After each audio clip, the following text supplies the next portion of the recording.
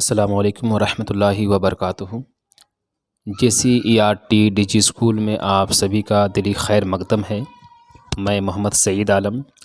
آج ہم حاضر خدمت ہیں ایک نئے عنوان کو لے کر، اور آج ہم جو افسانہ پڑھنے والے ہیں اس افسانے کا نام ہے دوشالہ۔ یہ 10ویں جماعت کی آپ کے نصاب میں شامل ایک بہت ہی عمدہ افسانہ ہے، اور یہ ہمارا سبق نمبر 22 ہے، جس میں اس افسانے میں جیلانی بانو نے یہ افسانہ لکھا ہے۔ اور جیلانی بانو یہ حیدرآباد میں پلی بڑھی، اور وہاں کی زبان چونکہ ہم جانتے ہیں کہ آندھرا پردیش میں حیدرآباد ہے، اور حیدرآباد کی زبان تھوڑی مختلف ہے۔ جس طرح سے کلکتہ کی زبان ہم لکھتے بھی ہیں اور بولتے بھی ہیں، مگر حیدرآباد کی جو زبان ہے وہ ہم لکھتے بہت کم ہیں، اسے ہم بولتے ہیں۔ اور حیدرآباد اس لیے مشہور بھی ہے اپنی زبان کی وجہ سے۔ تو یہ دراصل جیلانی بانو کے بارے میں پہلے ہم تھوڑا ان کے بارے میں بیسک جو معلومات ہے وہ حاصل کرتے ہیں، ان کی کیا خدمات رہے ہیں اردو ادب میں، اور اس کے بعد اصل موضوع پر ہم کلام کریں گے۔ جیلانی بانو کی پیدائش یوں تو 1933 میں اتر پردیش میں ہوئی ہے، اور ان کا اصل جو وطن ہے وہ ہے بدایوں۔ بدایوں اتر پردیش میں واقع ہے، مگر چونکہ ان کے والد صاحب کی جو جاب تھی وہ حیدرآباد میں تھی، جس وجہ سے ان کو حیدرآباد، جسے ہم دکن بھی کہتے ہیں، آندھرا پردیش بھی کہتے ہیں، وہاں جا کر بس گئے، اور یہیں ان کی پیدائش ہوئی، یعنی جیلانی بانو کی۔ جیلانی بانو کا جو پہلا افسانوی مجموعہ ہے، جو یوں تو انہوں نے بہت سارے افسانے لکھے، ناولٹ بھی لکھے ہیں، مگر ان کا جو پہلا افسانوی مجموعہ ہے وہ روشنی کے مینار کے نام سے شائع ہوا 1958 میں۔ اس کے علاوہ ان کے نروان بھی بہت مشہور ہیں، اور انہوں نے کئی ناولٹ کہتے ہیں جو ناول سے تھوڑا چھوٹا ہوتا ہے، اس کو ہم بولتے ہیں ناولٹ۔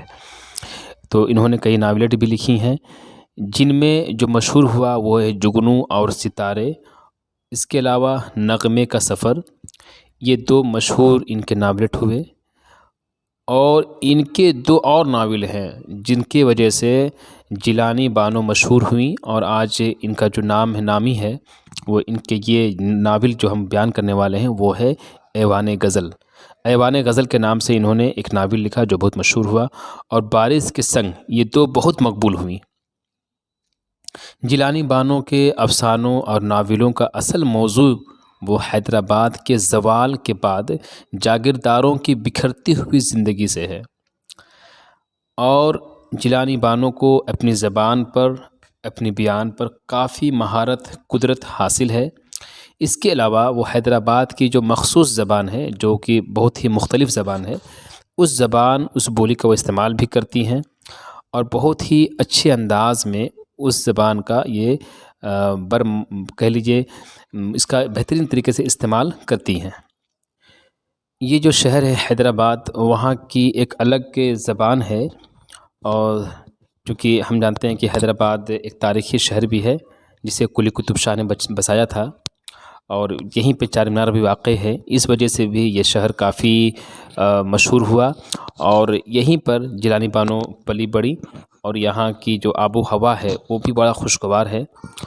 اب ہم اصل جو ہمارا موضوع ہے آج کا افسانہ وہ ہے دوشالہ۔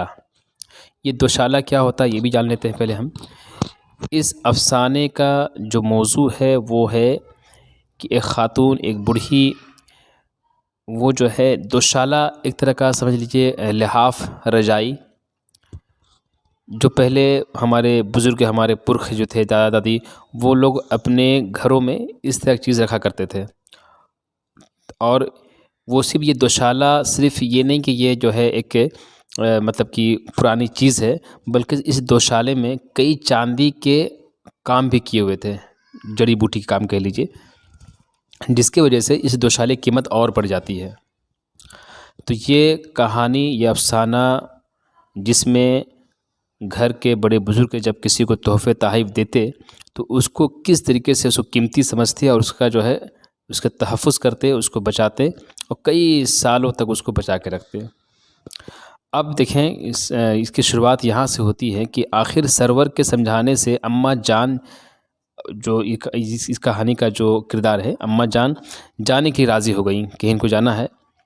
پہلے ان کی گھر بھر پر حکومت تھی اماں جان کی، بعد میں دھیرے دھیرے ان کی حکومت سمٹتی گئی اور آخر میں ان کی سلطنت، ان کی حکومت صرف ایک کوٹری تک ہی محدود ہو کر رہ گئی۔ اس کوٹری میں انہوں نے دنیا جہان کا کوڑا کباڑ جمع کر رکھا تھا۔ یہ بات ہو رہی اماں جان کے بارے میں۔ اب چونکہ اماں جان کے پوتے ہیں، پوتیاں ہیں، گھر میں بہویں ہیں، اور اس کی جو حکومت ہے یا اس کا سلطنت ہے، اس کا جو زون آف انفلوئنس ہے، وہ ایک خاص کوٹری تک ہی محدود ہو جاتی ہے۔ اور اماں جان جو ہے وہ اپنے کمرے میں، اپنے کوٹری میں کسی کو آنے نہیں دیتی تھی۔ اس میں ایک پشتینی دوشالہ بھی تھا جس کی اماں جان بہت زیادہ حفاظت کرتی تھی۔ ہم جانتے ہیں کہ پشتینی میں کوئی چیز دی جاتی ہے، اس کو کس طریقے سے اس کو ہم لوگ اس کی قدر کرتے ہیں، اس کی حفاظت کرتے ہیں تاکہ وہ چوری نہ ہو جائے، گم نہ ہو جائے، کسی کے ہاتھ نہ لگ جائے۔ اس لیے اماں جان بھی اس دوشالے کی حفاظت کیا کرتی تھی، اسے اپنی جان سے زیادہ عزیز سمجھتی تھی۔ مگر انہیں کیا پتہ تھا کہ جب وہ بیمار بھتیجے کو دیکھنے گئی تھیں تو ان کے بہوؤں نے، جو گھر کی بہو ہوں گی، اس دوشالے کو نکال کر اس کی جگہ ایک رضائی رکھ دی۔ انہیں دکھائی تو کم دیتا تھا، بس وہ اسے دوشالہ سمجھ کر حفاظت کرتی رہیں۔ ہم اور آپ جانتے ہیں کہ گھر کا نظام کس طریقے سے چلتا ہے، گھر کی بہویں کس طریقے سے جو ہے اس طرح کی حرکت کیا کرتی ہیں۔ تو اماں جان کو اس کی خبر نہیں تھی کہ ان کے غیر حاضری میں وہ دوشالہ کو، اس پشتینی دوشالہ کو نکال لیا گیا ہے اور اس کے جگہ پہ رضائی کو رکھ دیا گیا ہے، اور بیچاری اس کی آنکھ کی بینائی بھی کمزور ہے، جس وجہ سے وہ سمجھ نہیں پائی اور اب تک جو ہے اس دوشالے کو سمجھ کر وہ اس کی حفاظت کر رہی ہے۔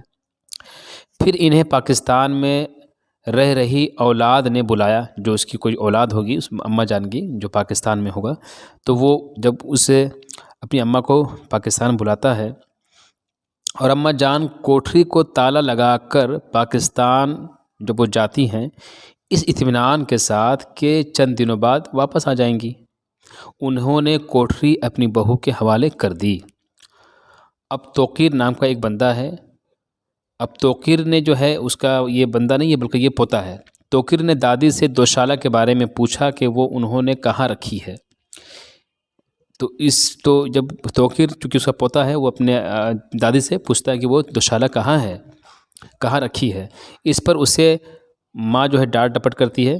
کافی دن انہیں بمبئی میں رہنا پڑتا ہے، اس اماں جان کو رکنا پڑا، اور جب پاکستان پہنچ گئیں تو وہاں توقیر کے ہاتھ لکھا ہوا ایک املا کی غلطیوں سے پر ایک خط ملا، مطلب کافی اس خط میں غلطیاں تھیں، اس کے باوجود وہ اماں جان کو خط ملتا ہے، اور جب اماں جان اس خط کو پڑھتی ہے اور اس خط کا جو مضمون ہے، اس خط میں جو لکھی ہوئی جو بات ہے، وہ کیا ہوتا ہے کہ وہ توقیر جو اس کا پوتا ہے، ایک خط ملا جس میں لکھا تھا کہ دادی آپ کے جانے کے بعد ہم نے لکڑ دادا کا، جو تمہارے اینسسٹر، جو ہمارے جو پشتینی کہہ لیجئے، لکڑ دادا کا جو دوشالہ بہت ڈھونڈا مگر وہ کہیں نہیں ملا، لکھیں کہ آپ اس دوشالہ کو کہاں رکھی ہیں۔ یہ بات وہ خط کے ذریعے وہاں تک پیغام پہنچاتا ہے۔ اب جیسے ہی خط اماں جان کو حاصل ہوتا ہے، اماں جان خط سنتے ہی جو ہے اس دوشالے کی تلاش میں کہیں جا چکی تھی۔ اس طریقے سے یہ کہانی یہاں پہ ختم ہوتا ہے، جس میں ایک طرح کا ہمارے لیے میسج ہے، پیغام بھی ہے کہ جو بھی ہمارے آباء و اجداد یا ہمارے پرکھوں نے، ہمارے بزرگوں نے جو کچھ بھی ہمیں اثاثہ، جو ایسٹس ہمیں دیے ہیں، اس کی ہم حفاظت کریں۔ اور چونکہ دیکھیے دوشالہ صرف دوشالہ نہیں تھا، بلکہ یہ ان کی ایک تحفہ بھی ہے، اور جو ہے ان کے بزرگوں کی ایک دی ہوئی امانت بھی ہے۔ اس دوشالے میں ایک بڑی بات یہ تھی نا کہ اس میں چاندی کے کچھ کام بھی کیے ہوئے تھے، جس وجہ سے اس کی قیمت اور بھی بڑھ جاتی ہے، اور اس لیے اماں جان اس کی خاص طریقے سے دھیان اور حفاظت بھی کرتی ہے۔ کیونکہ وہ ایسٹ ہے، وہ ایک اس کے لیے دھارس ہے جس کے بنا پر بہو بیٹا اس کی عزت کرتے ہیں، جانتے ہیں کہ ان کے جانے کے بعد وہ دوشالہ ملے گا، چونکہ وہ صرف دوشالہ تو ہے نہیں، اس میں چاندی بھی لگے ہوئے ہیں، وہ کافی قیمتی ہو گیا ہے۔ تو اس طریقے سے یہ افسانے کا یہاں پر اختتام ہوتا ہے۔ اب ہم مشقی سوالات جو آپ کے نصاب میں شامل ہیں اس پہ ہم کلام کرتے ہیں۔ پہلا کوشچن یہ ہے کہ اماں جان کو دوشالے سے کیوں اتنا لگاؤ تھا؟ جواب اس کا یہ ہوگا کہ دوشالہ بہت قیمتی تھی، اس کے جو کنارے میں چاندی لگی ہوئی تھی، جو دوشالہ تھا اس میں کڑاہی کے شکل میں چاندی کے کام کیے ہوئے تھے۔ اماں جان اسے جان سے زیادہ قیمتی سمجھتی تھیں، وہ اسے اپنا سب سے بڑا تحفظ بھی سمجھتی تھی کہ اسے ہمیں حفاظت کرنی ہے۔ اس کی موجودگی یعنی دوشالے کی موجودگی سے انہیں بڑا ڈھارس بھی ملتا تھا، ان کا دل بڑا امیر رہتا تھا، اس لیے اماں جان کو دوشالے سے لگاؤ تھا، کیونکہ وہ صرف ایک دوشالہ نہیں تھا بلکہ ان کے پرکھوں کا، ان کے لکڑ دادا کا دیا ہوا ایک تحفہ بھی تھا، اور اس میں کچھ چاندی بھی اس میں لگے ہوئے تھے۔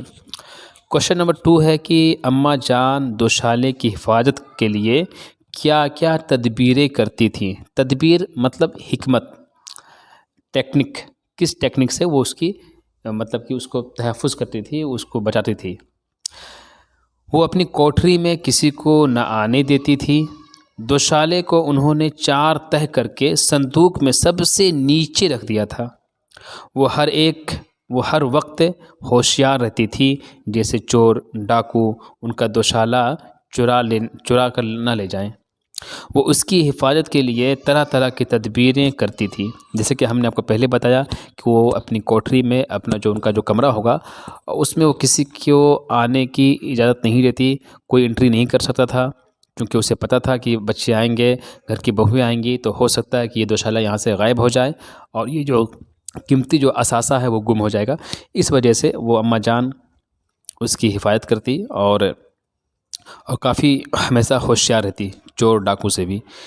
تو یہ ایکچول میں یہ جو افسانہ ہے یہ ایک طرح سے کہہ لیجئے کہ کس طرح سے لوگ اٹیچ ہوتے ہیں پرانی چیزوں سے، اس طرح بھی اشارہ ہے، اور ہمیں بھی اپنے چیز جو ہمیں ملے ہیں آباء و اجداد کی جانب سے، ہمارے جو پرکھوں نے، ہمارے بزرگوں نے جو ہمیں جو کچھ دیا ہے، جس شکل میں دیا ہے، کوئی ضروری نہیں کہ وہ جو ہے دوشالے کی شکل میں ہو، تو ہمیں اس کی حفاظت کرنی چاہیے اور ہمیشہ ہوشیار بھی رہنا چاہیے، اور گھر کا جو نظام ہے اسے بھی ہمیشہ بحال اور خوشگوار بنائے رکھنا چاہیے۔ تو یہ جیلانی بانو کا ایک بہترین افسانہ تھا جس کو آج ہم نے پڑھا، دوشالہ۔ اب امید ہے کہ آپ کو آج کا سبق واضح ہو چکا ہوگا۔ آئندہ کلاس میں ہم کسی اور عنوان کو لے کر حاضر خدمت ہوں گے، تب تک کے لیے اپنا خیال رکھیں۔ السلام علیکم ورحمۃ اللہ وبرکاتہ۔